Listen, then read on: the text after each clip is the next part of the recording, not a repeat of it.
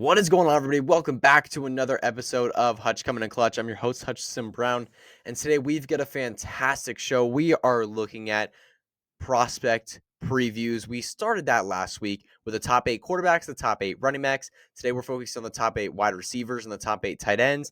It's going to be exciting. So before I get into the show today, please follow me on Twitter. I'm at HutchisonB_FF, same handle on Blue Sky as well. I'm posting on both right now. And also, subscribe to this podcast to be notified every single time a new episode does drop. Check me out wherever you listen to your podcasts. Or if you like to watch podcasts on YouTube, go subscribe over to my YouTube channel, youtube.com/Hutch Coming in Clutch, and follow the show Hutch Coming in Clutch on Instagram and on TikTok. Post a lot of clips and updates over there. So any interaction over there would be greatly, greatly appreciated. So without further ado, we're going to start with the wide receiver position. And overall, just to give a quick glance at the wide receiver position as a whole for this class, I would agree with general consensus that it is pretty flat. I wouldn't say it's like the 2024 running back class where it was like Jonathan Brooks coming off an ACL and Trey Benson going the third round as the top two backs. I wouldn't say it's that flat, but it definitely is flat compared to years past because there's not a single player here where they're actually a wide receiver that's 100% going to go in the top 10. And you'll get what I mean in a second, with, everyone knows what I mean. It's Travis Hunter. But my wide receiver one in this class is Tedorah McMillan out of Arizona State, the Arizona Wildcats.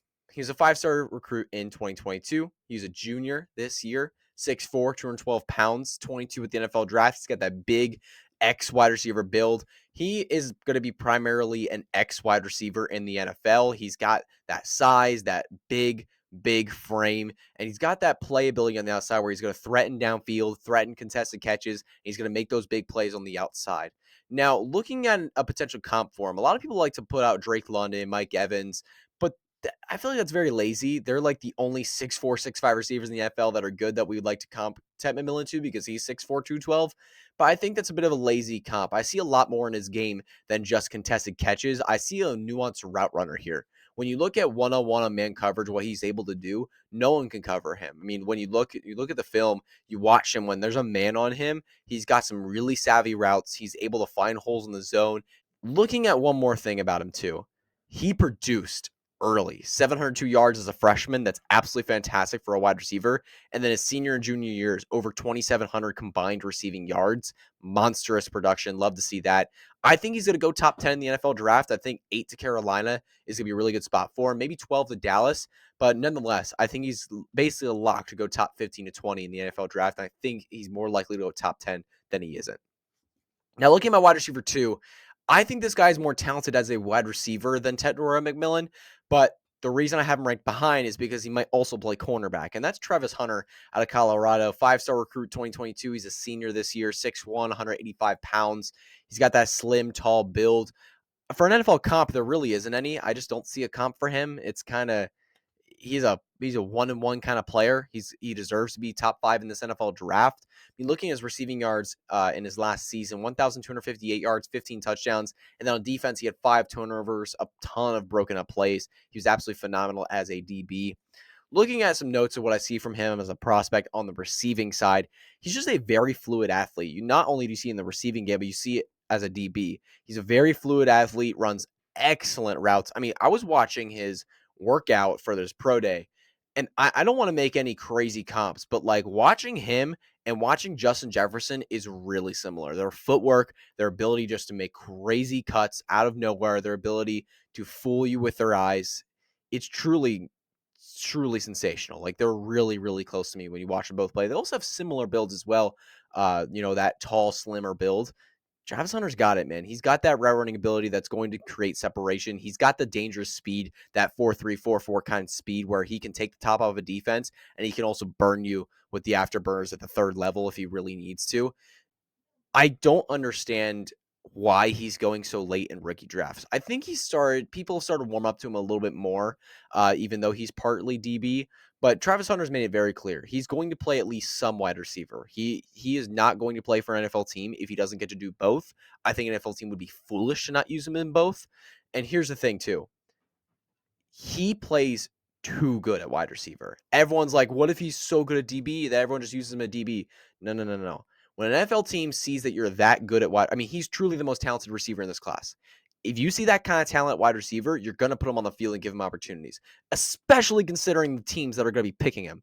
You have the Browns, who have Jerry Jeudy as their wide receiver 1, and that's pretty much it. A lot of question marks outside of him. Then you have the New England Patriots, who have nobody at wide receiver besides a off injury Stephon Diggs, who's 30 plus years old. Then you have a Jacksonville Jaguars team with Brian Thomas and then no Evan Ingram and no Christian Kirk, who they got rid of. So that's a big question mark. And then you have the Giants, who have Malik Neighbors. That's great. But outside of them, they had Wanda Robinson, who had one of the most ineffective seasons in football last year in terms of receiving yards per catch. Like all these teams need wide receiver help, and I think they're going to happily use Travis Hunter in that role. So I see Travis Hunter getting big-time wide receiver usage in the NFL, so do not be afraid to pick him top 5 in your rookie drafts. Now, my wide receiver 3, this is where the class gets interesting. This is where rankings really start to differ.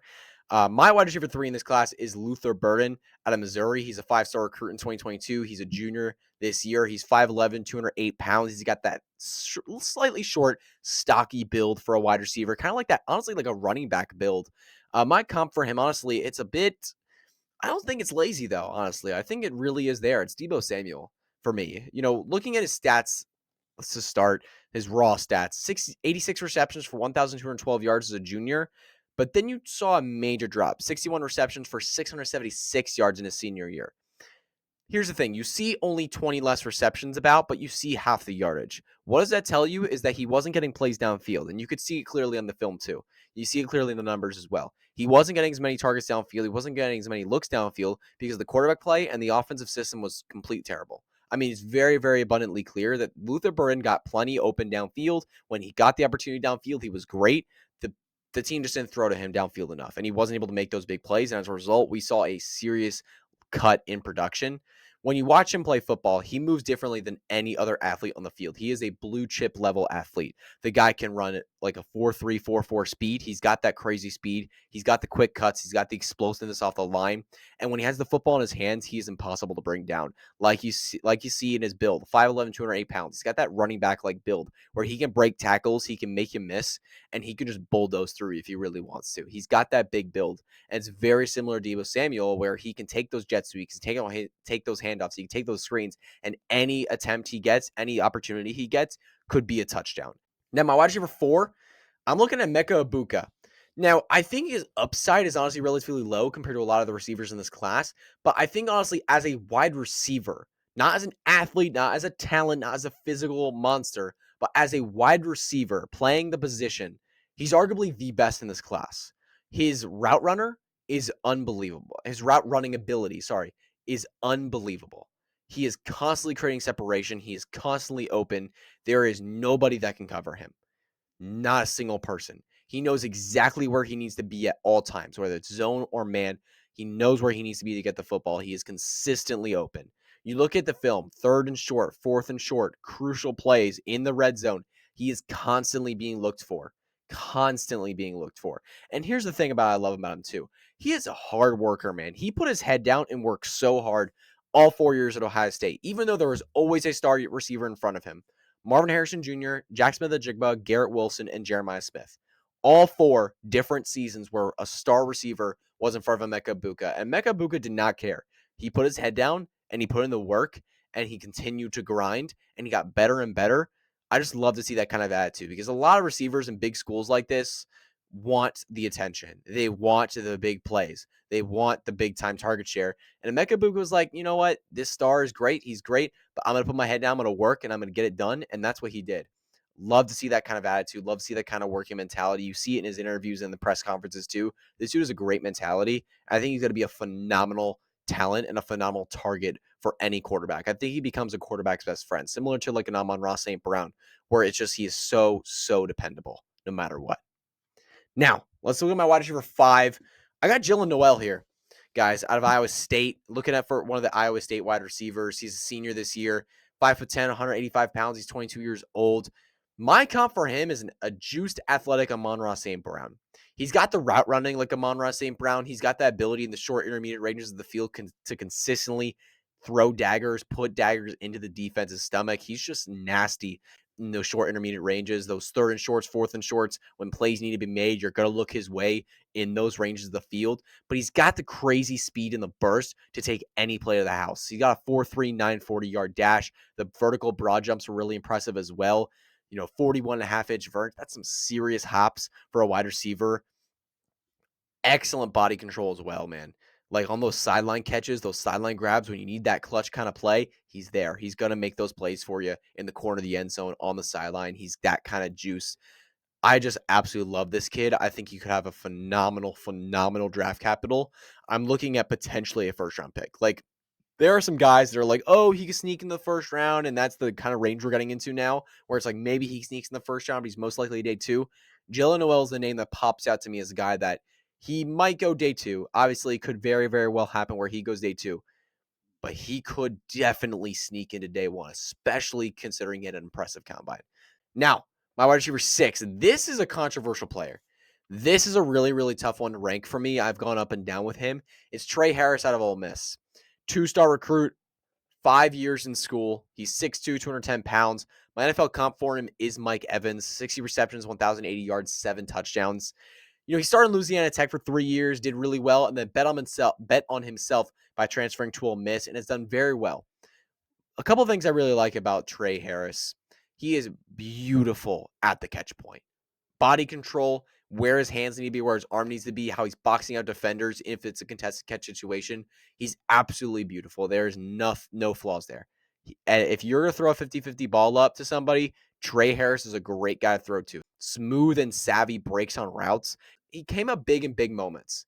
Huge games against LSU and in the Peach Bowl versus Penn State. When he needed to have a big game, he had a big game. When you needed to have a big play, you look to Trey Harris. Like, he was the guy for Jackson Dart in this offense.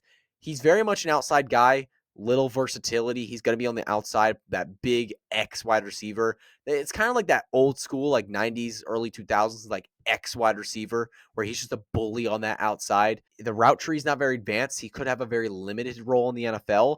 And as a route runner, while he has some savvy cuts, he can make quick cuts, the footwork is not technically sound. I'm a little afraid of that. So I'm comping him to Mike Evans, but I'm not too confident that that's where he's going to get, which is why he's at wide receiver 6 for me. Now, wide receiver 7, the drop is finally going to stop.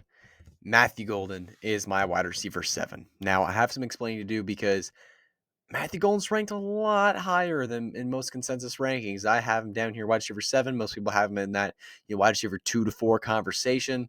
I just don't see it for him. Really, I don't. He's 5'11", 190 pounds, got a bit of a smaller build. I have him comped to Jalen Waddle. I feel like he's that kind of similar size, speed. Looking at his abilities, he's an X wide receiver. He's not going to be playing a lot in the slot. He's not going to be given a lot of handoffs. He's going to be an X outside wide receiver.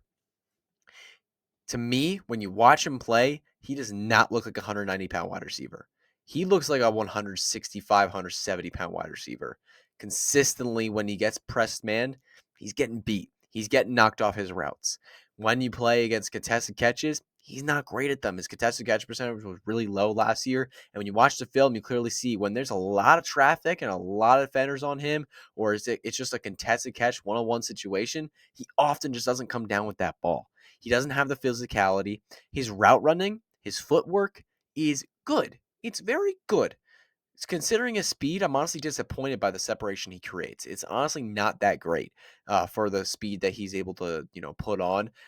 I'm not impressed with the footwork, the route running ability. I think his route tree could be a lot more advanced. Like, really, all he's got to me as a special thing is his speed. And we've seen a lot of players come out lately where it's the special thing is their speed and they don't got much else. Those players often don't work in the NFL because while speed kills, you need to be able to play wide receiver. And with Matthew Golden, I just don't see it. Another thing that really scares me is that his draft capital has severely risen over the last couple of months. Not only due to a couple good performances in the college football playoffs, he was needed to get them through a couple games. He was used a lot in those games. But looking at the combine really shot him up, the 4.29 40. Now, there are actually reports showing that he might have gotten a jump start on that combine, which means the 4.29 might actually be false.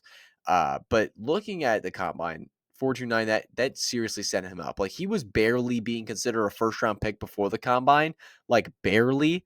And then he ran that 4.29 and literally everyone just locked him in the first round. And while it absolutely puts him in a stronger contention for that pick, the like even before college football playoffs, this guy had a 900-yard season as a senior, or sorry, as a junior, and he was being considered like a speedster that's, has some upside but has a lot of red flags, and he's going to be, a definite day 2, maybe even a day 3 pick. Like, that's kind of what we were looking at for Matthew Golden, during the college football season, the regular season. And now all of a sudden he's a first round pick just because of a combine and a couple good games in the playoffs. Like, I think that sudden rise is way too sudden for me. There are a lot of red flags are still here. The only thing I see to him that's special is his speed, and I'm going to stand by that. So I'm really, really low on Matthew Golden. If he goes in the top 12, I'm going to have to move him up. Absolutely. Draft capital matters. But no matter where he goes, no matter what he lands on, no matter how high he goes, I'm going to be pretty concerned about where I'm drafting him in rookie drafts. Looking at my wide receiver 8 to wrap up the wide receiver position, I've got Jaden Higgins here, Iowa State. Senior this year, he weighs in at 214 pounds. He's 6'4", 22 years old, 80 receptions, 1,194 yards in year 4, 9 rushing attempts too. He's got those handoff abilities. He's got great hands, guys. He's a big physical bully, contested catch monster. Jalen Noel was all that short intermediate ranges in the slot. Jaden Higgins was primarily on the outside, threatening downfield. That's what Jaden Higgins does. He's got that elite body control when he's going up in the air. But the thing about him is he's not the most technical route runner. He lacks off the line explosiveness. His height, his lanky build, really not good for the explosiveness off the line and for, quick cuts, in the open field. He's just not that kind of player. He's a big physical outside bully, and that could limit him really a lot in the NFL, given how explosive and how quick these NFL DBs are. It could really hurt him, but he could be a guy that goes out and has like a Mike Evans like career where he's not creating a ton of separation. He's not always, making, guys look silly with his routes or making, crazy plays in the open field. But he's a contested catch monster. He's dependable with his great hands, and he's just boxing out defenders on a consistent basis. That's the kind of career we could see for Jaden Higgins. So I really, really like him. I think I have him slightly lower than consensus. There's just a couple of the guys in this class I really like. But Higgins, I have him here at wide receiver 8. Now, tight ends. Let's move to the tight end class. I'm already about 20 minutes in this show. I know I don't want to hold you guys here forever, so we might move through the tight ends a little quicker. There's some more interesting names here. First, we're going to start tight end 1. Tyler Warren, senior this year. Or actually, this is his 5th year in school. Sorry, 6'6", 256 pounds, 22 years old. 104 receptions, 1,233 yards, 8 touchdowns. A monstrous season from Tyler Warren. He was the Penn State offense when it came to the passing game. He was monstrous. He's got great hands. He's big. He's physical. Contested catch monster. He's a decent route runner. He creates a lot of space, especially at his huge size. He's athletic with the ball in his hands. You give him screens, you give him handoffs, you give him opportunities in the backfield. Wherever you want to give him the football, you get him the football, and he makes big plays. He's got the speed to take a lot of runs, big distances, and he's got the ability to break tackles. 6'6", 256 pounds. This guy's a hard guy to bring down. NFL DBs, weighing in at mostly like 5'11", 200 pounds. You're not going to be able to handle this guy. Like, this is a player that's going to break a lot of tackles and make a lot of people look really weak on the NFL field. It's going to be really, really fun. The only thing that concerns me is Tyler Warren, because he looked great last year. He kind of came out of nowhere in his 5th season. Now, I get it. Tight ends sometimes take a long time to develop, even in college. It happens, not only at the NFL level, but even college. But that is really concerning. A 5th-year breakout when there was not much before that, not good. Really not good. I'm not saying he doesn't deserve to be first-round pick. I'm not saying he doesn't deserve to go top 10. I think he's absolutely going to go top 10. Now, let's go to my tight end 2. We've already have some controversy because I've got a really strong take at tight end 2. It's Harold Fannin Jr. Harold Fannin Jr. is my tight end 2 out of Bowling Green. He's a junior this year, 6'4", 230 pounds at 20 years old. My NFL comp for him is a smaller George Kittle. He's an absolute monster, man. I just want to start with this. A lot of people don't even see this. 117 receptions, 1,555 yards, and 10 touchdowns. That's not his career in 3 years. That's last season. Last season alone, the most receiving yards by a tight end in college football history in a single season. Looking at his sophomore season too, 600 plus yards. Now looking at guys like Colson Level and Mason Taylor Elijah Arroyo, Luke Ferguson, all guys that are ranked commonly ahead of Harold Fannin in a lot of rankings I see. They didn't even have that many yards in their juniors or senior seasons. This guy was doing it as a sophomore. And you might say, whoa, wait. But Bowling Green's such a small school. Bowling Green's such a small school. Okay, let's look. It's a small sample size, absolutely. But he played 2 games against ranked schools. He had 2 huge opportunities, Texas A&M and Penn State. I want you to guess what he did in those games. He did monstrous numbers, 8 receptions and 11 receptions, 145 and 137 yards, and 1 total touchdown between the 2 games. And it was very clear when you watch those 2 games. Harold Fannin is the clear-cut number 1 target on this offense. The defense knows that. And the defense also can't stop him. It was abundantly clear.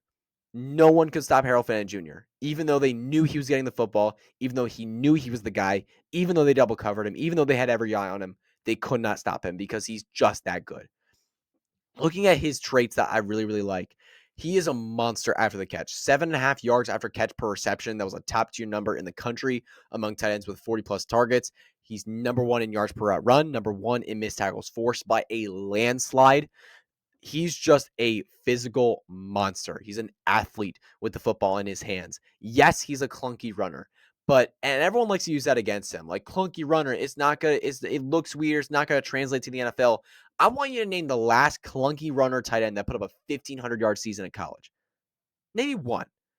Because there are some like clunky runner guys that haven't worked in the NFL because they're too stiff, they're too clunky. But these are guys that are putting up 600-yard college seasons.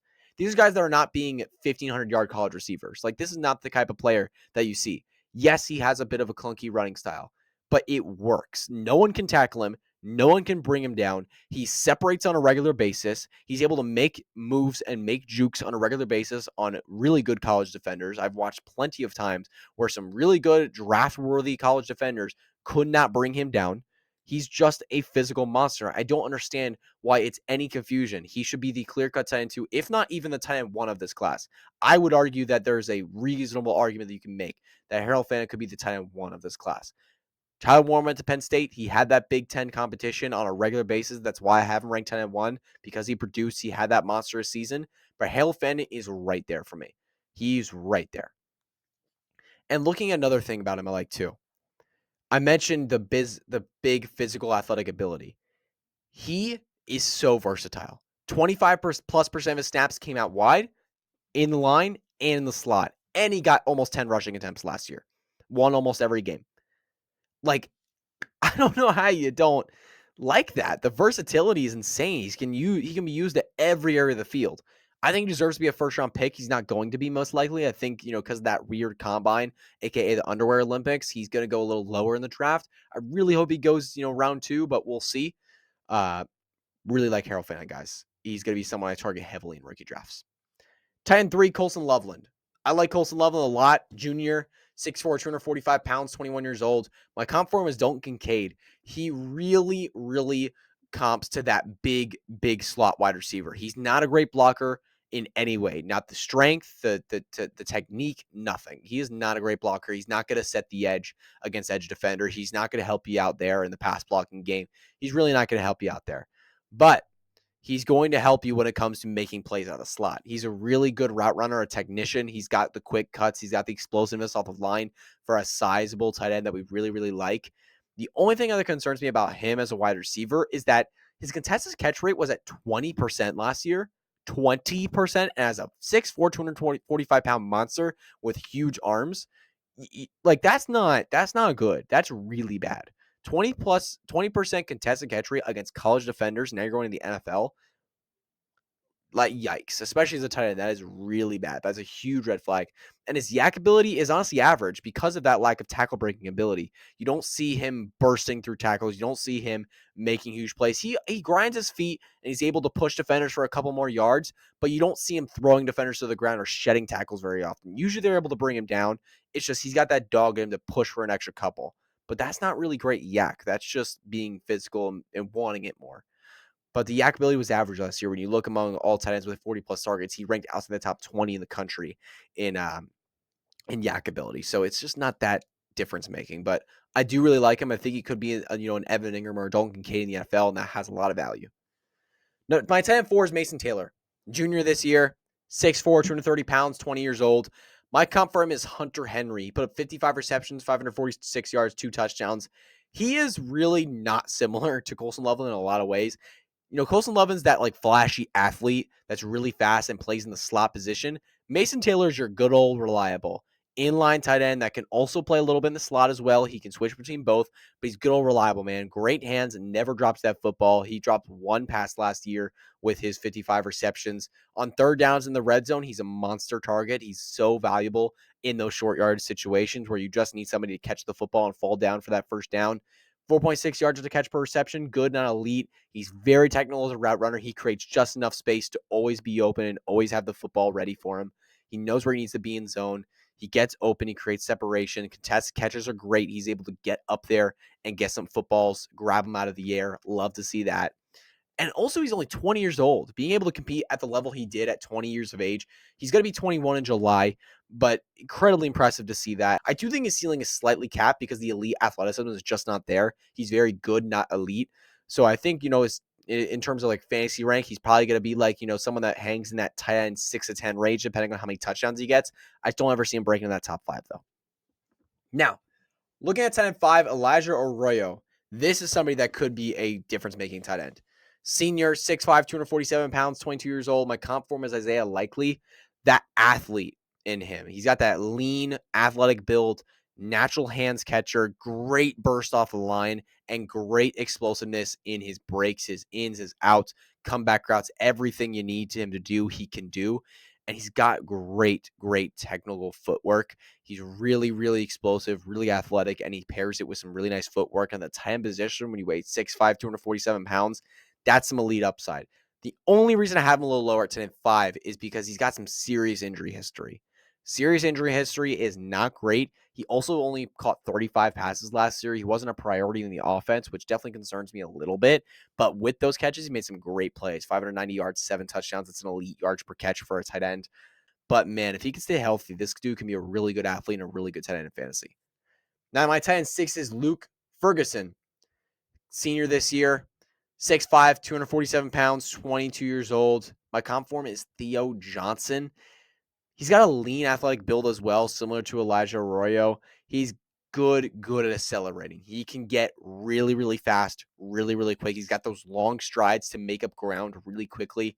He's got elite explosiveness as well, a 97 percentile vert and an 87 percentile broad jump. Really, really good explosiveness. You can see it on the film. That vert and broad really, really help him out. He's able to get up there, get some passes, but he's also able to make some quick cuts off the line and in and out of his breaks. Great body control on the sideline. He's able to get 2 feet down, or really in college 1 foot, but I expect him to be able to get 2 feet down in the NFL, be able to make those plays on the sideline. Really great to see that from a tight end. Reliable hands. He's not dropping that football. He can line up wherever you need him, backfield, inline, slot, out wide even a little bit. He can get everywhere you need him to be. The contact balance and the strength is really okay. Like the strength specifically, like he's not able to break tackles in a way you think a tight end would. And on his routes, he's able to easily get bounced off his momentum and easily able to, just get pushed around a little bit by DBs and by backers. And then I don't love to see that from a tight end, but he could play that, big slot role where it's he's gonna see a lot of corners instead of a lot of backers, and you're gonna have a really good opportunity with a good athlete and Luke Ferguson. Now, my tight end 7 is Gunnar Helm. Senior this year, 6'5", 241 pounds, 22 years old. My NFL comp for him, it's funny, we just talked about Luke Ferguson. Jake Ferguson, another Ferguson, is my comp for Gunnar Helm. Very average athleticism across the board. He has the lacking route tree as well, but he's just really dependable. When he was needed, he came through and he was great. Very dependable receiver, excellent hands, never dropped the football. Just overall a very dependable guy. And sometimes you don't need to be this monster athlete. You don't need to be this guy that's just insane at every area when it comes to speed and burst. You just need to be dependable. That gets you targets in a PPR league. That could be enough to get him in that low tight end 1 range. So I'm keeping an eye on Gunnar Helm as a potential sleeper in this draft class. And then tight end 8, Luke Lachey. Senior this year, 6'5", 247 pounds, 22 years old. 28 receptions, 231 yards is really concerning production. The reason I have him here, though, I hate to helmet scout. I really do. But these Iowa tight ends, man, something's in the water in Iowa. When Iowa tight end comes out and they're relatively productive and they have an opportunity to succeed and they're getting drafted, you got to keep an eye on them. I can't wait to see where Lachey goes with the potential to be a new Iowa tight end star in the NFL. So that's going to be all for today's show, though. Thank you all so much for tuning in. I greatly appreciate you. Follow me on Twitter. Follow me on Blue Sky at HutchinsonB_FF and follow the show on Instagram and TikTok for updates and clips. And also, make sure you subscribe to the podcast to be notified every single time a new episode comes out, whether you're watching on YouTube or listening on your favorite audio app. That's all, everybody. We will see you all next week. We are talking all about the sleepers, my favorite sleepers of the 2025 NFL Draft.